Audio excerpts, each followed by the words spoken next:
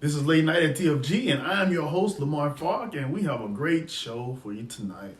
Thank you so much for watching. Thanks for tuning in. It's been a while since I've actually done a late night show.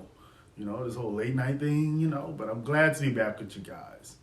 Now, we're just a couple of weeks away from Christmas for those that celebrate, and for those that don't, good luck trying to find something to watch on TV that's not Christmas themed or sports.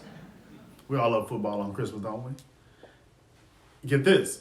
We have the most, and I really can't get a good read on the Pope that we have now.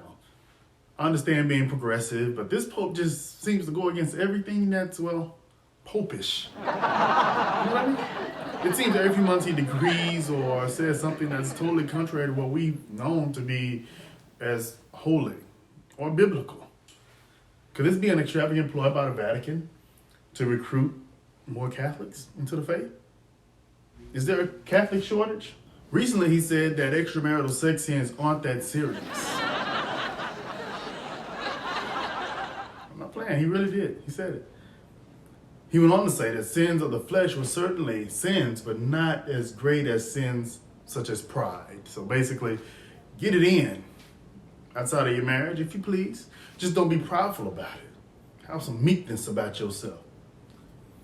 This stems from the Pope's response to a French archbishop who resigned because of a relationship with a woman, even though he claimed it was not inappropriate other than a bit of touching, patting, and carrying on. The 70-year-old bishop, who was bound by the church's celibacy rule, asked for forgiveness. And Pope Francis, of course, did forgive him. The Pope said, "It was a felony against the sixth commandment. You shall not commit adultery, but not a total one of small caresses a massage given to his secretary." This is what the accusation is. Francis said, this is what the Pope said, there is sin there, but not the worst kind. Not the worst kind is what the Pope said. Someone might need to investigate the Pope before he gets me too. Jussie Smollett was convicted, found guilty for bad acting, basically. And, he staged that hate crime years ago. Now, when Jussie, I'm going to call him Jussie because Dave Chappelle calls him Jussie. When Jussie is sentenced, those prosecutors say that they plan to emphasize his bizarre turn on the witness stand, in which he lied for hours and hours and hours about how two Trump-loving bigots beat him up, tied a noose around his neck, and doused him with bleach. Had us all feeling horrible, feeling bad, ready to march. Only to find out there were two Africans that he hired who were his trainers, and one of whom he had a sexual relationship with. He met them at a club, then they began doing blow together, drugs, attended a bathhouse together, made out, and eventually sexual acts, according to Jussie. Who knew that Jussie was playing himself on Empire? This is exactly something that Jamal Lyon would do. Is it not? Then Cookie would come in and fuss at him and slap him. He's certainly a method actor, I see. The idiot still maintains his innocence, and he still thinks he'll win an appeal after we've all seen the proof that he orchestrated this and paid the dudes $3,500. This is narcissism at its best. A new biography claims that the former First Lady, guess which one? The former First Lady of the United States was a whore. The biography, which has been republished from the author Kitty Kelly, claims that Nancy Reagan, wife of President Ronald Reagan, was very popular in Hollywood amongst the men folk. And he claims that Nancy was an expert at oral relations. Seems Nancy was the original superhead. Here's just one snippet from the book. It says, according to Kitty Kelly's biography, Nancy Reagan was renowned in Hollywood for performing oral sex. Just saying yes, Nancy, I guess is what they would say. In the days when she was Nancy Davis, was known to give the best blowjobs in town. Not only in the evening, but also in the office place. This was one of the reasons that she was very popular on the MGM lot. Must have made her very popular with Ronnie as well. Nancy was a successful Hollywood actress, so which I didn't know that. So I don't doubt that she got around. I wonder if Ricky Ricardo got a taste. Who knows? A Popeyes franchise in Philly came up with a solution to the homeless crisis in the city. They are banning the homeless from the store. The sign in front and center inside the fast food joint says, No homeless people allowed inside the store.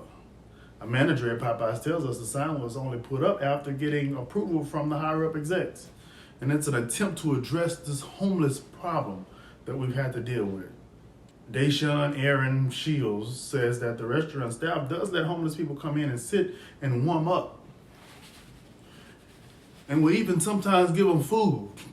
But he says that they often come in without face masks, which they can't allow per Philly's mandate for all restaurants. Of course, one could say that that's a problem with all customers, regardless of their living situation. She also tells us that another reason for the sign is that they don't want to have to call the cops on homeless people who come in and trash the store. He adds they understand there is a problem with people being homeless and do not want to add to the problem, but also have a business to run and rules and regulations they have to follow. Here where I live in Dallas, I've seen this issue downtown at the McDonald's. Not necessarily the homeless coming in to eat, but when they come in just to sleep. Also, many of them would kind of stink up the place. It is causing families to be unable to eat. And if you got a weak stomach like me, I don't want to smell a homeless person. Okay, we'll move on from that. Michael Strahan, the Pro Football Hall of Famer turned Good Morning America host, became the latest celebrity to venture into outer space on Saturday. The former New York Giant defensive end was granted a ticket to take a ride on Jeff Bezos' last Blue Origin space mission. He took the trip to the edge of space alongside 5 others, including Laura Shepard, the oldest daughter of Alan Shepard, one of the first American astronauts to fly to space. Ahead of his flight, Bezos presented Strahan with a football to take with him into space. Strahan also took his Super Bowl ring and his retired New York Giants number 92 jersey. Are the rich and famous planning an escape from this dying planet? Are they planning to leave us? Has the climate change increasing and homelessness and janky politics gotten to them and they want to just exit stage left? Who knows? This is Late Night at TFG. I'm Lamar. Join me tomorrow. I interview Lee Black, a content creator. His YouTube channel is called Real Talk for Real Men. One of the most outspoken gentlemen I've ever met. Amazing content creator. You don't want to miss that interview. I will see you guys tomorrow night.